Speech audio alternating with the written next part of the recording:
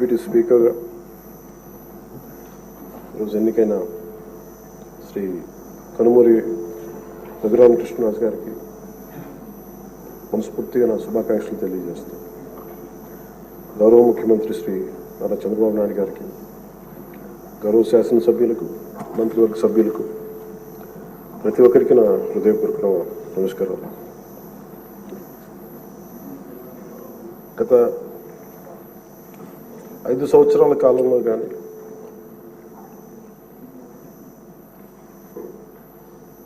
నా political observation కానీ నేను పాలిటిక్స్ రావడానికి రీజన్ కానీ 7 దశాబ్దాలుగా మన చరిత్ర చదువుకున్న రైట్ ఫ్రమ్ మన ఫ్రీడమ్ ఇండిపెండెన్స్ మూమెంట్ నుంచి